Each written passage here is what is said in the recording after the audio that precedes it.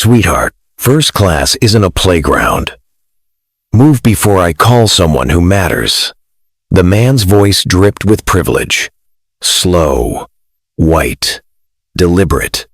His name tag read Brent Halvorson, his cufflinks catching the cabin light like polished arrogance.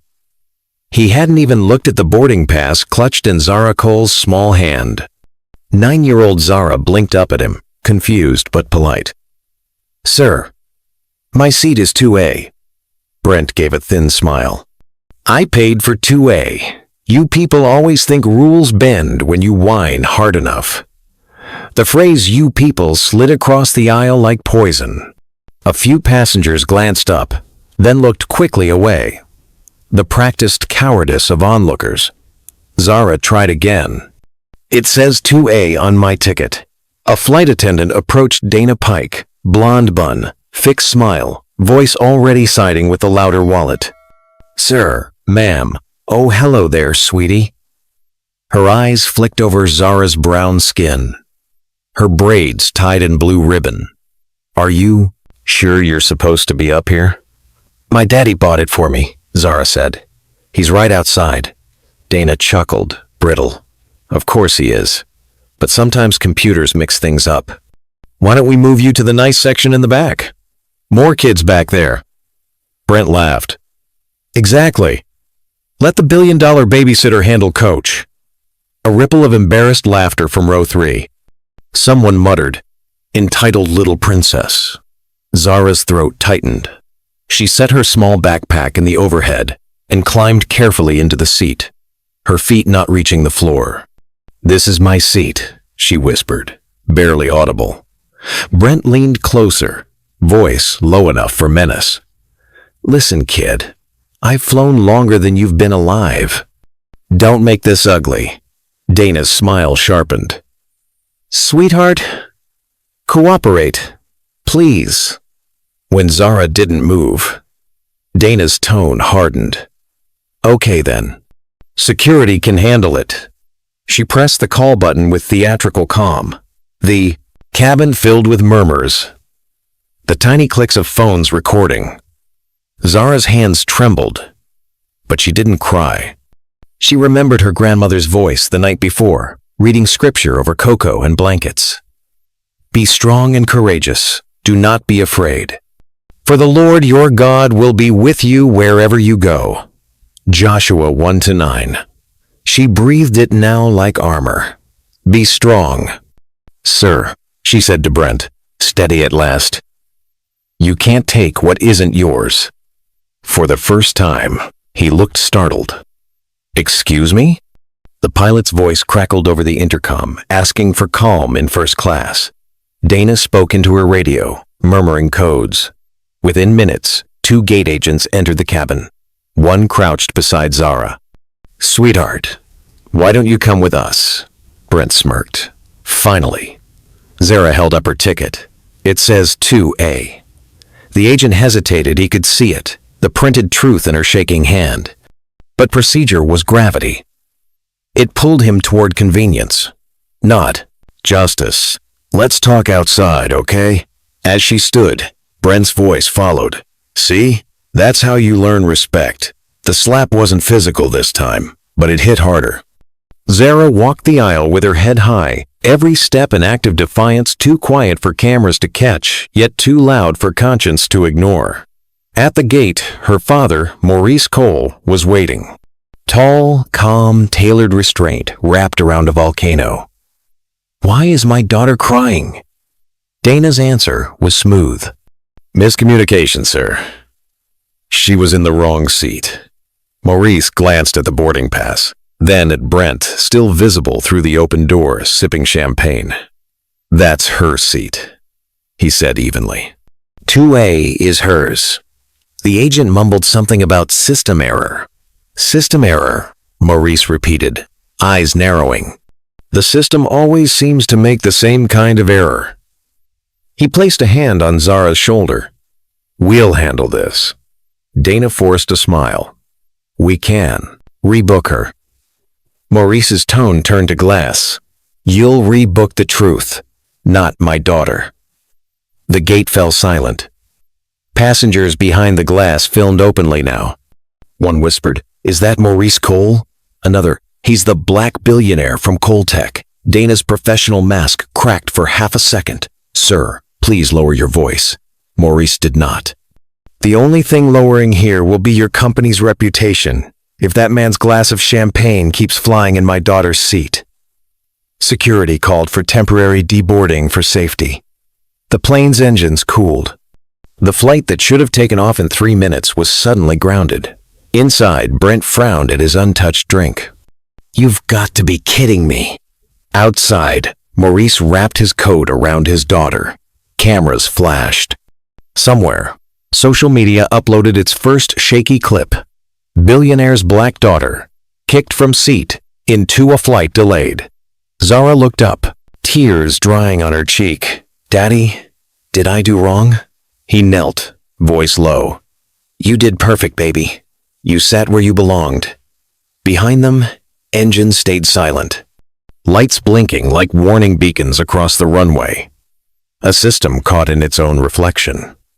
If you've ever watched arrogance steal what someone earned and felt your stomach burn, what happens next will shake you.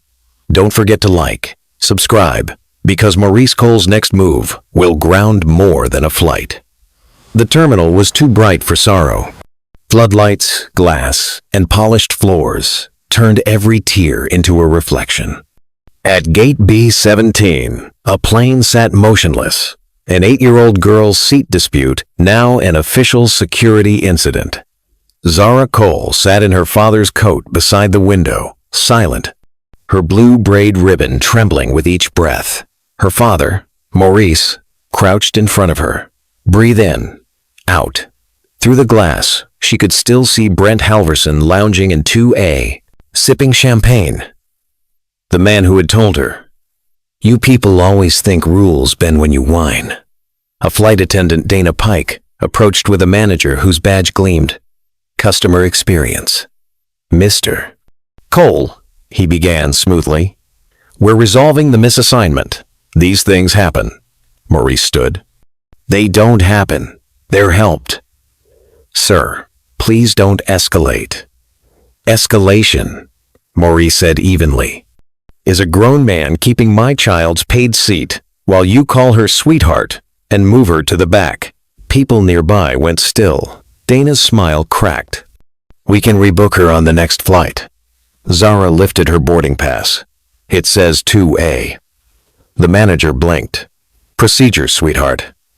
Zara's small voice didn't shake. "Then your procedure's wrong." A murmur rippled through the waiting crowd. A woman whispered, "She's right." Security arrived older, weary, kind beneath the uniform. "Mr. Cole, can we talk aside?" Maurice hesitated. "She stays with me." They moved a few steps away. The guard lowered his voice. "Off the record, I saw the ticket. It's hers. But once a crew logs a disturbance, it's cement. The system protects the report before the person."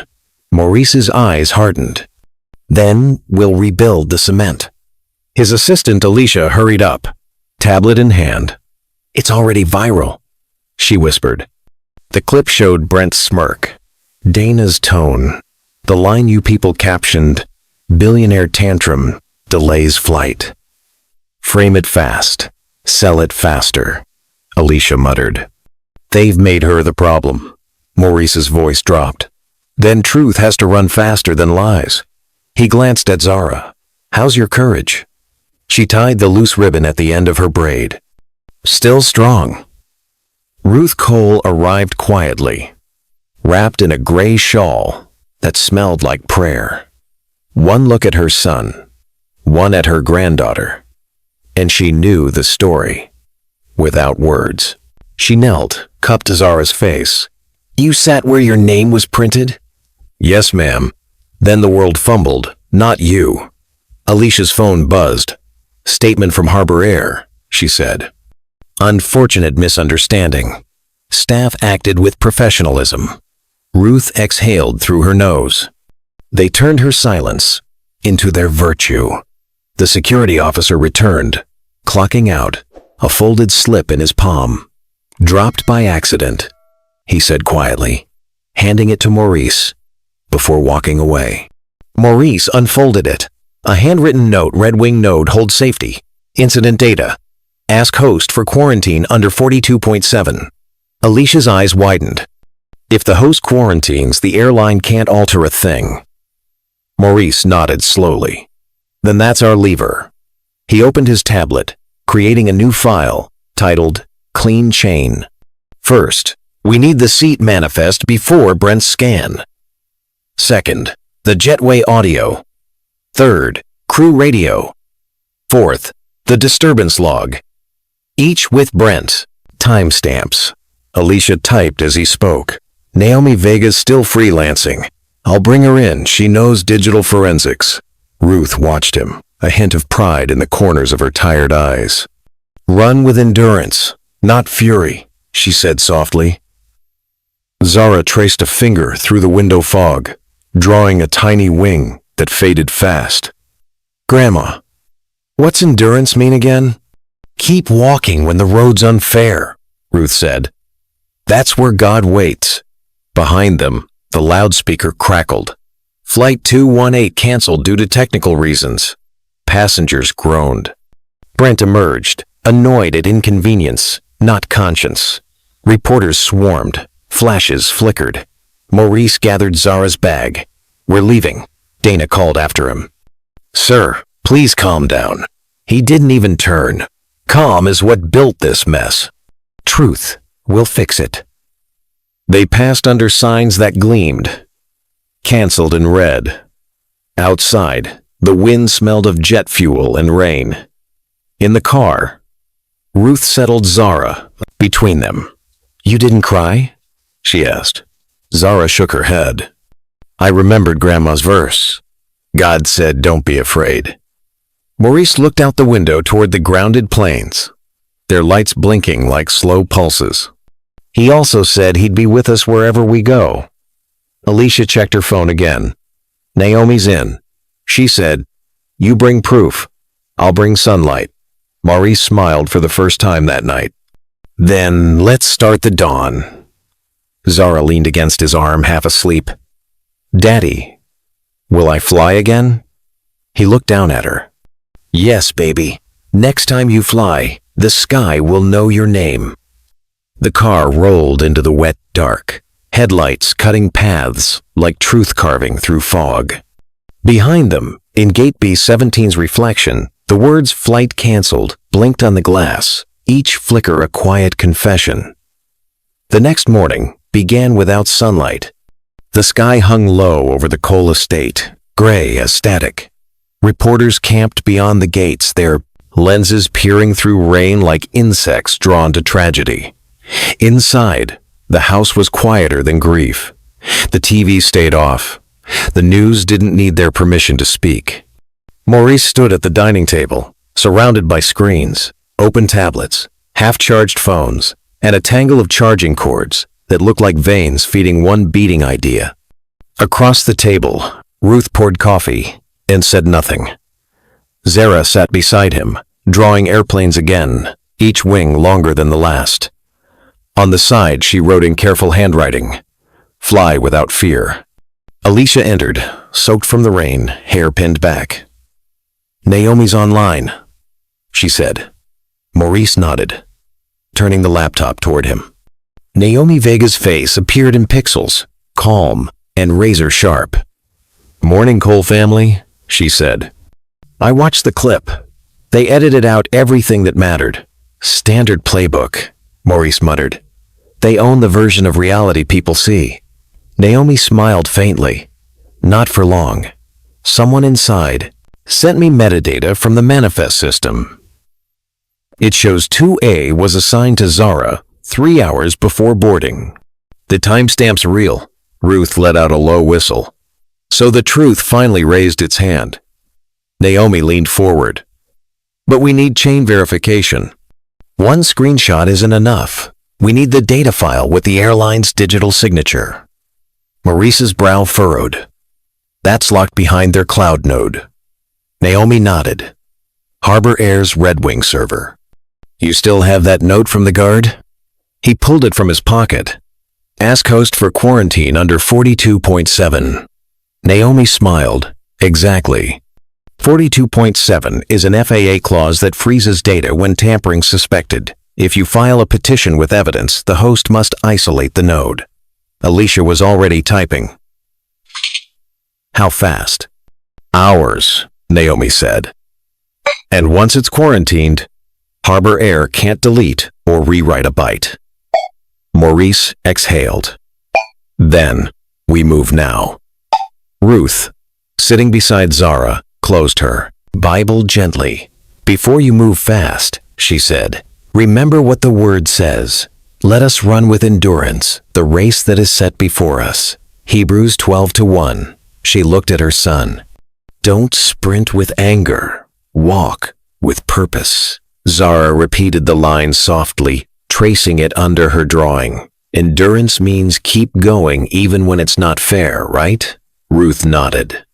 Exactly, because fairness comes late, but it comes strong. By midday, the house turned into a quiet command center.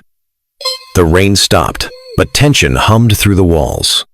Maurice composed the emergency quarantine petition, citing evidence of data manipulation under Title 42.7, attaching Naomi's manifest screenshot, timestamps, and metadata hashes. Alicia connected him to the Northfield Cloud legal desk, the very host that stored Harbor Air's Red Wing systems. The agent on the line sounded skeptical. Sir, we don't freeze client data on hearsay. Maurice's tone carried steel. Under courtesy. Then freeze it on math. You'll receive verified checksums within the hour. If you ignore them, you'll be complicit in obstruction. A pause. Then the click of fast typing. Understood. We'll review the request. Ruth smiled to herself, the truth starting to find its lawyer. That evening, Naomi arrived in person, trench coat dripping, laptop hugged to her chest. I traced a maintenance worker who leaked the first manifest image, she said, stepping inside. He's scared, but he's got a conscience. Says he overheard the crew talking about cleaning the logs after your daughter was removed. Cleaning, Maurice repeated. That's code for erasing. Naomi nodded grimly. They were planning to overwrite footage during overnight upload. But since you filed the quarantine request, they can't touch it. Zara looked up from her drawing. So, they're stuck? Naomi smiled. Like a bird in a cage built by its stick. Own lies. Maurice turned to Ruth. We just have to make sure that cage doesn't open. Alicia's phone pinged. It's Northfield, she said, eyes widening. They've quarantined the node. For a moment, no one moved. Rain dripped from Naomi's coat onto the floor, the only sound. Then Ruth whispered, God bless the slow miracles. Maurice exhaled, rubbing his temples. Now, the evidence can't disappear. We'll rebuild the story piece by piece. Naomi sat, opening her laptop. And I'll tell it. But we need a name for the operation. Zara slid her drawing across the table. Fly without fear, she said. Naomi smiled. That's perfect. Night fell gently over the Cole home. The world outside still argued over headlines, but inside, faith and fury had learned to share space. Maurice stood by the window, watching the reflection of screens flicker across the glass. He could see his daughter's shadow in the light of the lamp, her small head bent over a coloring book, the shape of a world she was already rebuilding. Do you think they'll ever tell the truth themselves? Alicia asked quietly. Maurice shook his head. Systems don't confess. They collapse under proof. Naomi leaned back, stretching. Then we'll give them proof too heavy to hold. Ruth closed her Bible. Content. Let the truth do the lifting. You just stay upright. Zara yawned, folding her drawing carefully, placing it beside her bed. Daddy, when the truth comes, will everyone see it? Maurice smiled. Oh, they'll see it. Some won't want to, but they'll have no choice. She nodded sleepily. Then I'll dream it till it's real. He watched her drift into sleep, the rhythm of her breath syncing with the quiet hum of the servers Naomi had secured. In that calm, the future began not loudly, not even clearly, but surely. Somewhere in a distant data center, the Red Wing node glowed amber, frozen under Regulation 42.7. Its untouched files, whispering the only story that mattered. The truth. The morning broke clear, too bright, for the sleepless night that came before. The Cole house no longer looked like a home. It looked like a mission control room. Screens glowed across the dining table. Folders, cables, and mugs replaced breakfast plates. Maurice stood at the head of the table in shirt sleeves, a man who had traded comfort for clarity. "We have the truth," he said, voice steady. "Now we protect it." Naomi Vega, still in her trench coat from the previous night, nodded. "The Red Wing node is frozen, but the airline will fight back. They'll try to paint you as a hacker, a liar, anything to reframe control." Alicia adjusted her headset. "Public relations is already doing damage control. Look." She spun her laptop around. Headlines filled the screen. "Cole family manipulates flight data in PR stunt. Tech billionaire exploits daughter's incident to attack." "Airline," Naomi snorted softly. "They're panicking. False narratives are their last language before collapse." Maurice's eyes hardened. "Then let's teach them a new one." Ruth entered quietly, a tray of tea balanced on her palms. "You can't fight filth with filth," she said. "Use faith like fire it cleans when you aim it right." Zara followed, barefoot, her tablet tucked under one arm. She'd drawn a new version of her Fly Without Fear plane this time, golden wings spread wide across a stormy sky. She set it in the center of the table, like a flag. "This one flies above the clouds," she said. Maurice smiled faintly. "That's where we're headed." By midday, Operation Clean Chain was fully in motion. Naomi called in her old contact, Henry Cho, a cybersecurity expert, with a calm voice and the patience of a monk. He sat up in the study, typing quietly as code streamed across the monitor. "Harbor Air's internal network is laced with redundancies," Henry explained. "Even with quarantine, they'll try to mirror files to shadow nodes. We need to locate those before they erase them." "How long?" Maurice asked. "Depends on how fast they panic." Ruth crossed the room to Zara. "Let's pray they panic just slow enough for the Lord to get ahead of them." Zara giggled, and for a heartbeat, the house felt human again.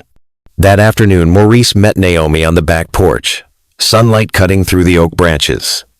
"They'll sue, you know," Naomi said. "Defamation, data breach, obstruction, anything." "Let them," Maurice replied. "Our proof is cleaner than their conscience." Naomi watched him a moment. "You remind me of your daughter. Calm while the world burns." He looked out toward the horizon. "She's stronger than I am." Inside, Alicia's voice rose. "They've issued a statement. We're confident the integrity of our data remains intact and reject any implication of misconduct." Naomi shook her head. Translation: "We're terrified." Maurice returned to the table. "Good. Fear tells the truth where pride won't." Hours later, Henry called them over. "I found something," he said, pointing at the screen. "Shadow logs. Look here, deleted complaint records tagged with the same case ID as Zara's flight. They scrubbed them last night, but I recovered fragments. Dozens of passengers, same pattern, same language. Resolved, unfounded." Naomi stared. "They've been silencing complaints for years." Ruth leaned forward. "You mean this isn't just her?" Henry shook his head. "Your granddaughter's the first one the world saw. But she's not the first they tried to erase." Maurice felt the weight of that truth like a stone on his chest. "Then this isn't just justice," he said quietly.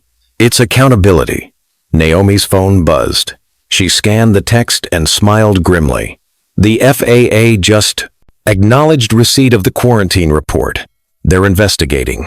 Alicia exhaled. That means the airline's hands are tied. Which means, Naomi said, they're about to bite. By nightfall, the bite came. A courier arrived with a thick white envelope stamped Harbor Air Legal Division. Inside, a cease and desist order threatening to sue Maurice Cole and Naomi Vega for theft of proprietary data, defamation, and malicious interference. Naomi tossed the letter on the table. They sound scared. Maurice picked it up, scanning calmly. Scared men write fast. Ruth folded her hands. Evil's favorite prayer is silence. You keep speaking. Zara climbed onto the chair beside him. What's that letter say? That they want us to stop telling the truth, Maurice said. She frowned. Then maybe they should stop lying first. Alicia laughed softly. You're officially the wisest one in the room. Maurice placed the letter on the growing pile of evidence. They can stack threats. We'll stack facts. At midnight, Naomi set up a small live stream station in the living room camera, ring light, and microphone. The backdrop was simple. Ruth's bookshelf and Zara's drawing taped behind it. Ready?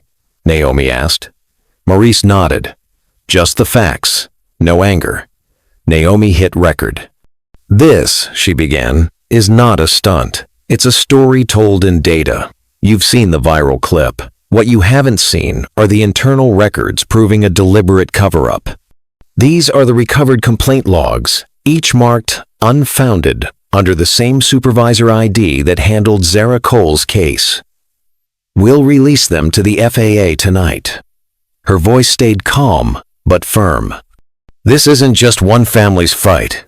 It's a pattern, systemic, intentional, repeated. Truth doesn't need volume. It just needs daylight. She ended the stream. Within minutes, the clip spread. Millions viewed, reshared, commented. Number clean chain trended overnight. Ruth whispered, "Let there be light," as if blessing it herself. At Harbor Air headquarters, chaos reigned. Executives shouted into phones. PR teams drafted denials. The legal director barked, "Who authorized complaint deletions?" Silence. Eyes dropped. At 3:07 a.m., Naomi's livestream reached half the world. The pressure broke something corporate and unfeeling. Inside their data center, Red Wing's mirror node shut down from overload.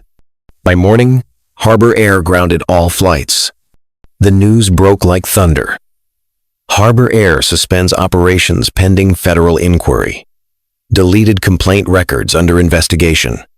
Cameras swarmed outside the Cole gates again. This time, the crowd cheered. Maurice faced them briefly. Voice low, but resolute. Truth is heavier than reputation. We carried both, and one had to fall. He turned back inside to find Zara watching the coverage with wide eyes. "Daddy, why are people clapping?" she asked. "Because the truth just landed," he said. She nodded, thinking it over. "Then maybe now it can fly." He smiled. "That's next, baby." Ruth opened her Bible, the page already waiting. "Courage gave you the seat. Endurance carried you through the storm," she said softly. "Now let the world see what faith can build when lies fall apart." Outside, the morning sky filled with grounded planes, their silver bellies reflecting sunlight like mirrors. The empire hadn't fallen yet, but its shadow was shrinking fast. For one brief sunrise, truth seemed to hold. Then the system woke up angry. By mid-morning, every network ticker had flipped. Headlines that yesterday called Maurice Cole a symbol of justice now hissed the opposite. Cole family manipulated leaked data. Harbor Air victim of cyber sabotage. Little girl's story falls apart. Screens in cafes, terminals, offices everywhere repeated the same choreography of doubt. The empire had found its voice again. Inside the Cole house, silence weighed more than noise. The family sat around the dining table that had become their newsroom. Alicia refreshed feeds. Naomi scrolled legal documents. Ruth poured tea no one touched. Maurice read the first line of an op-ed aloud. Tragic that a respected businessman would weaponize his child for political theater. He set the tablet down carefully, as if it might explode. "They're not arguing facts," Naomi said. "They're arguing fatigue. Make people tired enough, and they'll stop caring who's right." Alicia's phone buzzed. "Board members from Coltech just froze your signature authority," she said quietly. "They're protecting investors." Maurice gave a small, incredulous laugh. "Protecting always the wrong thing first." Ruth squeezed his hand. "They're scared.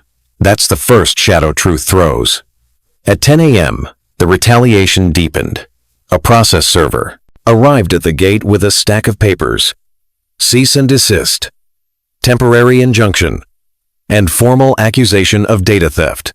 Harbor Air's lawyers had filed overnight. Naomi flipped through the pages. "They're trying to bury us in paperwork." Maurice skimmed. "Burial only works on the quiet." He looked up. "We won't be." Alicia's voice trembled. "There's more. They've locked your corporate accounts. You're officially under investigation for cyber intrusion." For a moment, no one moved.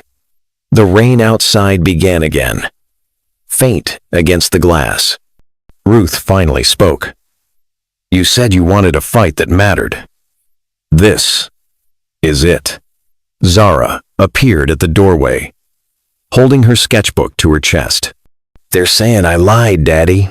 He crouched, eyes level with hers. "They don't know how to tell the truth yet. We'll teach them." By afternoon, their power flickered. Servers in the basement hummed, then fell silent. Henry Cho burst into the room, laptop under his arm. "They hit us," he said. "Massive DDoS, thousands of spoofed requests. The clean chain sites down." Naomi cursed softly. "They're erasing the narrative, bite by bite." "Can you restore it?" Maurice asked. "Eventually," Henry said, typing furiously. "But we'll lose hours of visibility." Alicia's phone chimed again. "They've pulled every advertisement from your companies. News outlets call it a cooling-off period." Maurice leaned on the table, head bowed, knuckles white. "This is what power does when it's cornered. It burns the floorboards." Ruth laid a palm on his back. "Then plant where it burns." Night brought no rest. The porch lights failed, plunging the house into shadows. Only laptop screens glowed, faces lit in ghost blue. Naomi rubbed her eyes. "Their PR chief just went live. Listen." She turned up the volume. On screen, the executive wore sorrow like an accessory. "We at Harbor Air are heartbroken by the misinformation campaign. Our employee acted with professionalism. We will pursue all remedies to defend our integrity," Maurice muttered. "Integrity spelled with an invoice," Alicia whispered. Comments disabled. Outside, thunder cracked. Inside, Zara flinched. Ruth gathered her clothes. "Remember what Grandma told you about storms? That they wash the air?" Zara said softly. "That's right." Maurice looked out into the dark yard. "Then let it rain." At dawn, he drove alone to the city. Cameras waited outside Coltech headquarters, flashing as he stepped from the car. He ignored the questions. "Are you resigning? Did you fake the footage?" And rode the elevator straight to the 42nd floor boardroom. 10 faces greeted him, his own executives, expressionless. The chair cleared his throat. "Maurice, the company can't sustain this publicity. We're asking you to take a leave of absence until investigations conclude." Maurice's voice was calm. "A leave of absence or a surrender?" "Semantics," the chair said. "Investors need distance." Maurice gathered his notes. "Then give them a ruler they can measure the distance between courage and convenience." He stood and walked out. Cameras caught him leaving without a word. Online, the clip looped for hours. Back home, Defeat hovered, but didn't land. Ruth cooked breakfast, as if nothing had collapsed. "People still need feeding," she said. Naomi sat at the counter, exhausted. "We've lost access to every major outlet. They've blacklisted our IP range.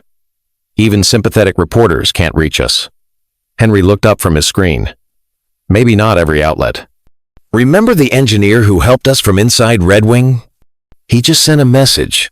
Try again." Maurice leaned over his shoulder. A new access key blinked on the screen. "It's a backdoor." Henry grinned. "Looks like someone in Harbor Air grew a conscience." Within minutes, the clean chain server flickered back to life. Files repopulated, hashed, verified, mirrored. The site reopened. Comments flooded in thousands of passengers, sharing stories of their own mistreatment. Naomi scrolled through them, eyes wide. "We're not alone anymore." Zara clapped her hands. "That means we're winning." Maurice smiled faintly. "Not yet, baby. But we're breathing again." That evening, a drone camera from a news outlet hovered above their property. Maurice ignored it. He sat at the kitchen table, drafting a new statement. Words careful, clean. "Truth doesn't vanish. It waits. We are still waiting with it." He posted it to the revived site. Within hours, the phrase trended again. But the empire wasn't done. At midnight, Naomi's phone vibrated with a text from an unknown number. "Stop, before someone gets hurt." She showed Maurice. "Threat or bluff?" "Both," he said. "That's how fear talks." Ruth closed the curtains. "Then we pray louder." At 2 a.m., Henry called from the basement. "You need to see this." They gathered around his monitor. A log entry had appeared on the quarantined Red Wing node, a digital fingerprint from a senior Harbor Air executive trying to access the locked files. "They're panicking," Henry said. "If we forward this to regulators, it proves obstruction." Maurice nodded. "Do it." Henry hit send. The email shot across secure channels straight to the FAA's ethics division. "Now," Naomi whispered. "We wait." Ruth placed her Bible on the table, open but silent. "Waiting is still work," she said. Zara leaned against her grandmother, eyelids heavy. "Does waiting hurt?" "Sometimes," Ruth said. "But pain's just proof you're still alive, for the promise." The next morning brought quiet again, unnatural. Heavy. The calm before verdicts. The media frenzy slowed, confused by the airlines' own contradictions. Analysts whispered about an impending federal shutdown. Naomi read aloud from her email. "The FAA has acknowledged receipt of new evidence. They're convening an emergency public hearing in 48 hours. Maurice closed his eyes. "That's our window." Zara looked between them. "Will the bad people come?" He knelt, taking her small hands. "They already did. We're still standing." Ruth smiled. "And standing's how victory starts." That night, while the world speculated, the Cole house finally slept. Outside, the storm clouds drifted east, leaving the sky raw and washed. The air smelled clean again. Inside the dark, Maurice whispered a promise he hadn't said aloud in weeks. "Lord, if you get us through this, we'll use the win for good." From the next room came Zara's sleepy murmur. "We already are." He smiled, half awake. The smallest voice had named the biggest truth. Outside, a grounded jet on a distant runway flickered its lights, once ready to rise when called. The house woke before sunrise. The storm that had raged for days was gone, leaving a stillness that felt like warning and promise at once. Maurice stood at the window, coffee cooling in his hand, eyes fixed on the horizon. Today wasn't about anger anymore. Today was about leverage. Henry's laptop hummed on the dining table, lines of code scrolling like a heartbeat. Naomi adjusted the small webcam for their morning call with the FAA ethics team. Ruth, calm as always. Prepared tea, as if this were an ordinary morning instead of the day they planned to turn the truth loose. They confirmed receipt of our evidence, Naomi said. But they'll need one final verification. Direct data correlation from the quarantined node. Maurice nodded. Then we give them more than verification. We give them revelation. He looked over at Zara, who sat cross-legged on the couch, coloring her Fly Without Fear design again. She had drawn tiny figures inside the plane. This time, different colors, smiling faces, equal seats. When she noticed him watching, she grinned. Everyone fits now. He smiled. That's the plan. At 8 a.m., Naomi clicked Join Meeting. 3 faces appeared on screen, 2 FAA officials and a woman with glasses and tired eyes, the Northfield Cloud Compliance Auditor. Mr. Cole, she began, your petition forced a rare move. The Red Wing data was quarantined. Now the question is, what do we do with it? Maurice leaned forward. You open it, publicly, with us watching. The auditor hesitated. Under 42.7b, once data tampering is suspected and verified, the host must release to regulatory custody. You already have verification. The woman blinked. Who drafted this petition? Maurice smiled. We all did. Ruth whispered from behind him. When truth has many hands, it's harder to drop. Pause. The auditor nodded slowly. I'll initiate the transfer. She typed a command sequence, and somewhere, in a cold data room far away, the Red Wing node's locks began to lift. Henry murmured, Here we go. One by one, files appeared in their shared folder. Preboard, audio, wave, cabin cam, full, NOV, incident log, transcript, PDF, each timestamped, hashed, untampered. Naomi exhaled. That's the whole flight. Maurice nodded. Now let the world see what grounded it. At 9:30, Naomi went live. This time, there were no dramatic intros, just her voice over the sound of a plane idling faintly in the background. You've heard their version, she said. Now here's what really happened aboard Flight 218. She played the pre-board clip first, Brent's voice laughing. Let the kid cry about it. Then Dana's quiet agreement. Just move her before he complains. Next, the cabin footage. Zara in seat 2. A, polite, confused. Brent towering over her.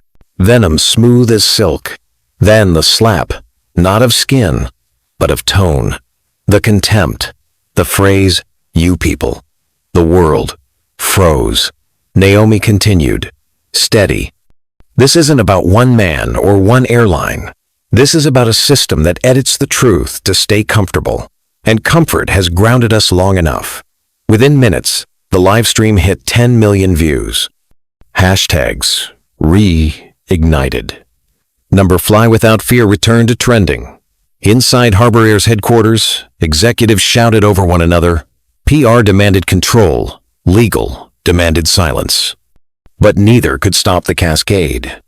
On their dashboards, a red banner appeared. System integrity breach. Red Wing node publicly accessed by regulator. And beneath that, another. FAA suspends operations pending review. Flight stalled mid-boarding. Passengers groaned. Reporters ran live coverage from terminals nationwide. Ruth turned up the TV volume. Look at that, she murmured. A whole empire learning what stillness feels like. Naomi's phone buzzed with updates. Regulators moving to hearing within 24 hours. CEO request private mediation. Congressional aides asking for comment. Maurice read each one silently. No mediation, he said. Only sunlight. By noon, the Cole home had become an unofficial command post. Reporters gathered outside, but Maurice stayed inside. He wasn't celebrating. He was planning. Henry, he said, I want every clean chain document open-sourced by tonight. Code, checksums, timestamps, all of it. Henry looked up. That's full transparency. Anyone can copy it. Exactly, Maurice said. Let the truth be too public to kill. Naomi nodded. We'll host it on mirrored servers worldwide. Even if they try to shut one down, 10 more will wake up. Ruth smiled faintly. Sounds like faith in machine language. Zara tugged on her father's sleeve. Daddy, if truth is flying now, where does it land? Maurice crouched, meeting her eyes. It lands wherever someone's brave enough to look up.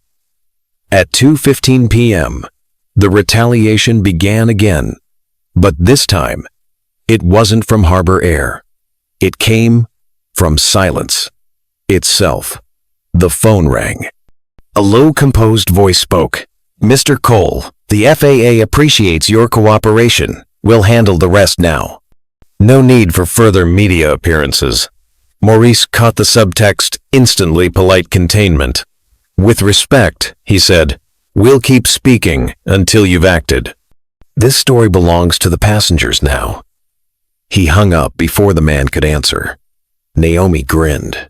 You just told a federal official. No. I told him. The truth doesn't retire, Maurice said. At 4 p.m., the official statement hit every channel. FAA confirms data tampering at Harbor Air's Red Wing system.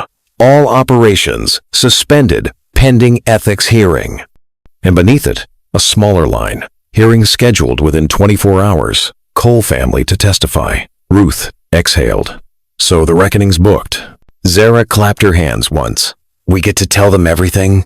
Maurice smiled softly. Everything and then forgive them when they finally listen. Naomi raised an eyebrow. You're planning forgiveness already? I'm planning freedom, he said. It weighs less.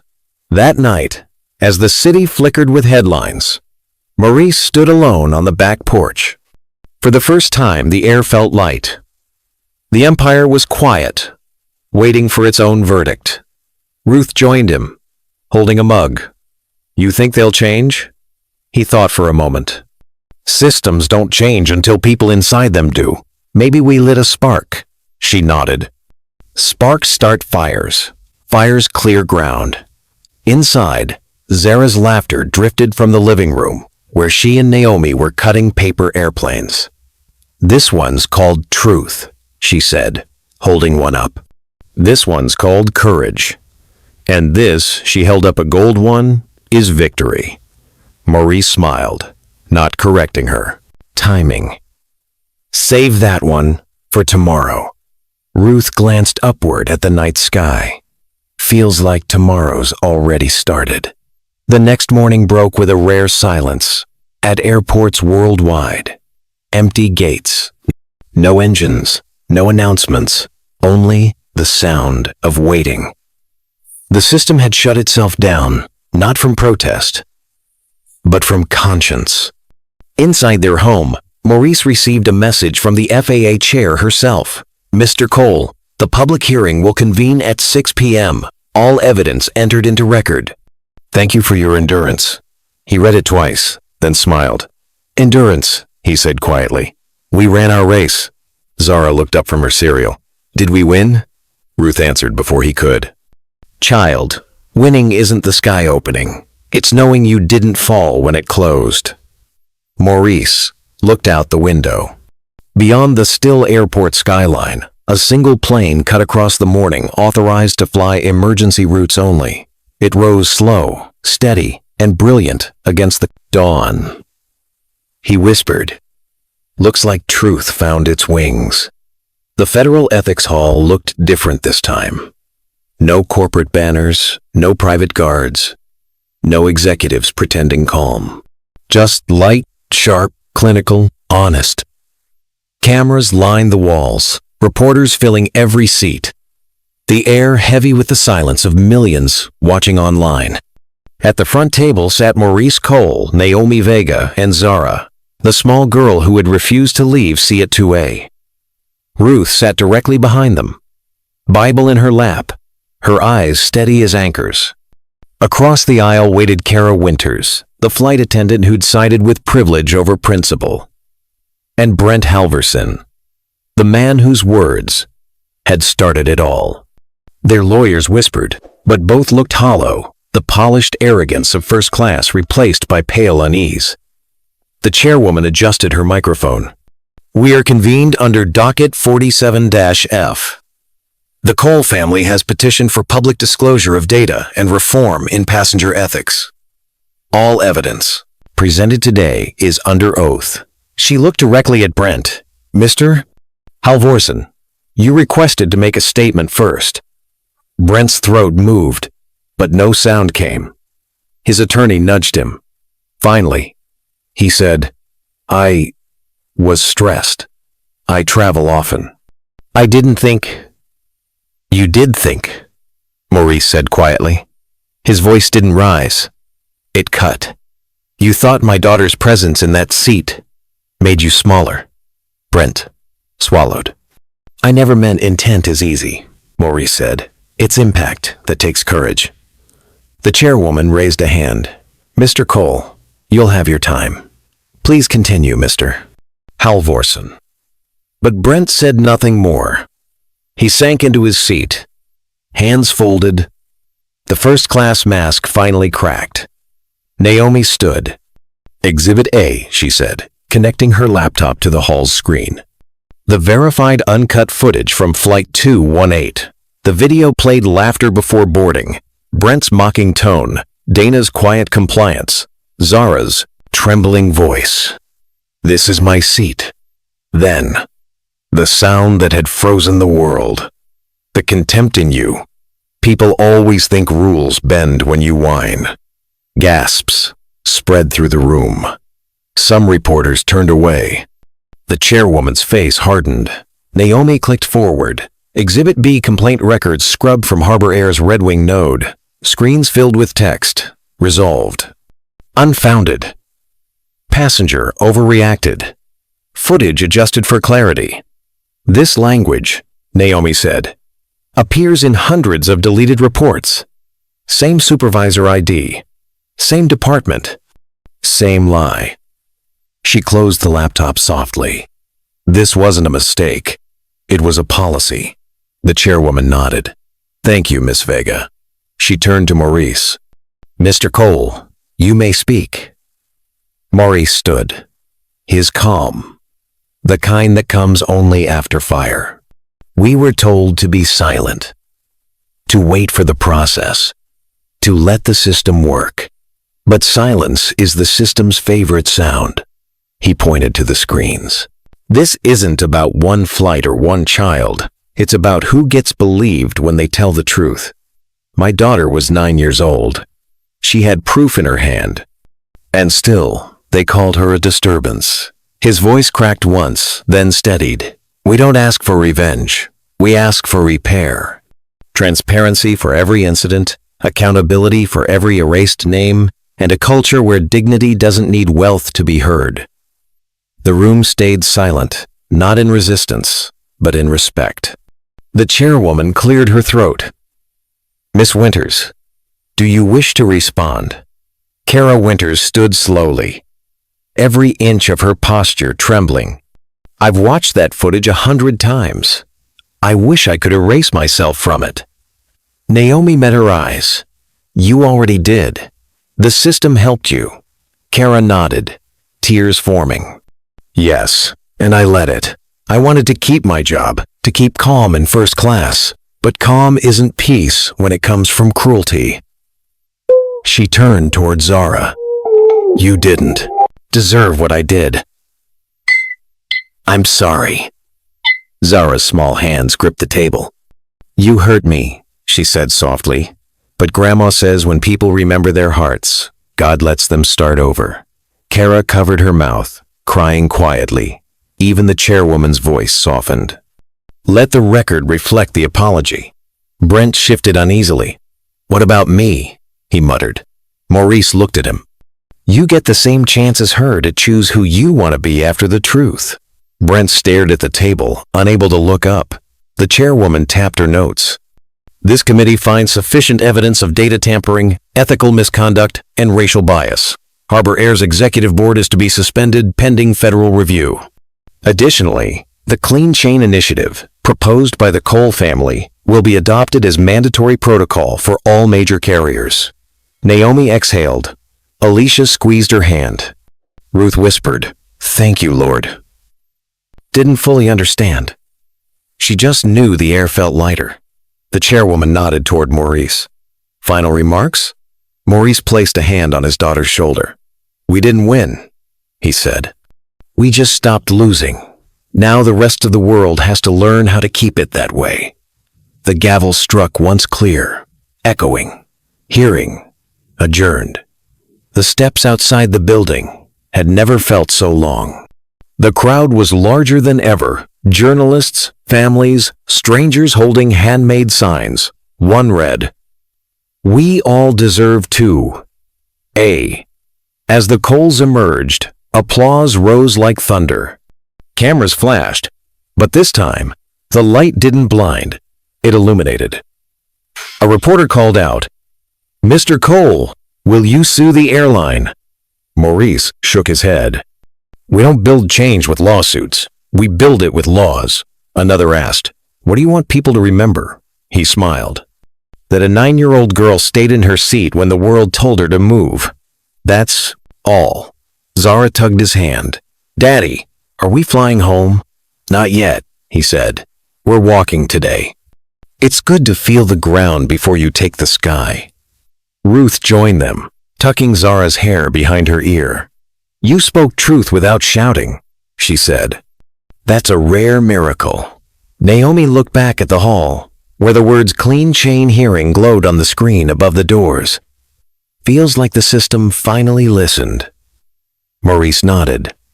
"For now. Tomorrow, we make sure it remembers." That evening, the family gathered at home. The world outside buzzed with headlines. FAA adopts Clean Chain Protocol. Airline execs step down amid scandal. Little girl's courage grounds. Corporate giant. Zara sat on the porch drawing again, this time a plane soaring through clear skies. Beneath it, she wrote, "Fly without fear, Clean Chain approved." Maurice joined her, kneeling beside the paper. "That looks official. It's for NRL. Everyone now," she said proudly. "No more stolen seats." He smiled, brushing a curl from her forehead. "You know, some people spend their whole lives trying to do what you did, tell the truth, and stay kind." She grinned. "It's not hard if you practice." Ruth came out, Bible in one hand, tea in the other. She opened to a verse and read softly, "Thanks be to God, who gives us the victory through our Lord Jesus Christ." 1 Corinthians 15:57. The words drifted into the evening like wind through leaves. Naomi leaned against the railing. "You know, I've reported on dozens of protests, but none this quiet ever changed so much." Ruth smiled. "Quiet doesn't mean weak. It means certain." The sky above them deepened from gold to indigo. Somewhere far off, a plane roared back into motion, climbing smooth and clean. Zara pointed up. "That one's flying honest now." Maurice looked skyward, voice low. "So are we." The porch light flicked on, catching the edges of their faces, 3 generations wrapped in the same peace that follows justice finally done. And for the first time since the slap that started it all, the world itself seemed to breathe easier.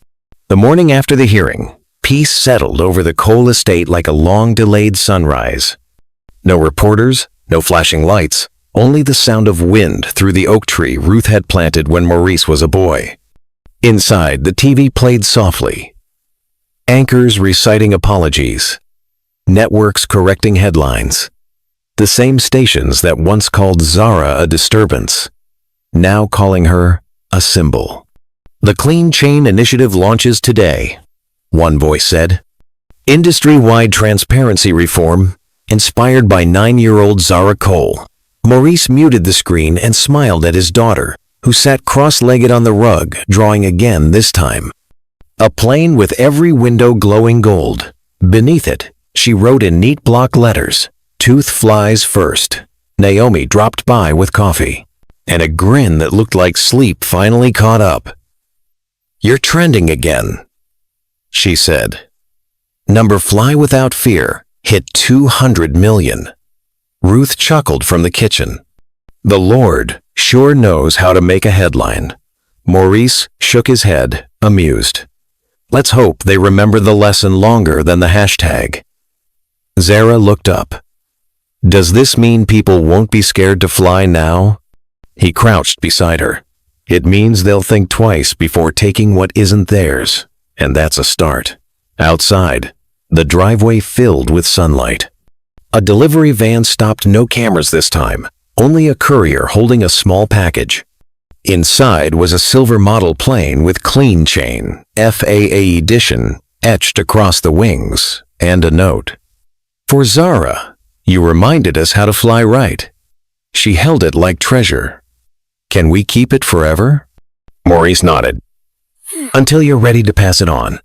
They sat on the porch that evening, the air light and full of birds. Returning home, Ruth read from her worn Bible, voice soft but sure. "Thanks be to God, who gives us the victory through our Lord Jesus Christ." 1 Corinthians 15:57. When she finished, she closed the book gently. Victory doesn't always come loud. Sometimes it's a quiet seat finally left alone. Naomi raised her mug. To truth, grounded and flown again.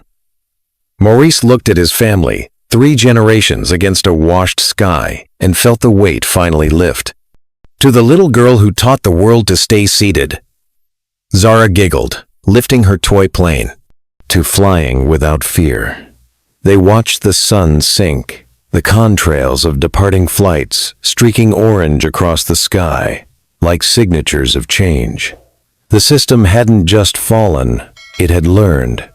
And somewhere above the clouds, justice kept its course, steady and true.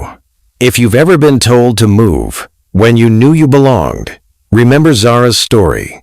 She didn't shout, threaten, or quit. She stayed in her seat with courage that rewrote the rules of the sky. This isn't just about one flight. It's about every place where dignity is mistaken for defiance. When truth finally stands its ground, even an empire must yield. What about you? Have you ever had to hold your place when the world tried to push you out? Share your moment below. Your courage might be someone's landing light. And if this story moved you, like, share, and subscribe to Dignity Voice for more true-to-life stories of endurance, justice, and hope. Because every time we rise with truth, the world learns how to fly right.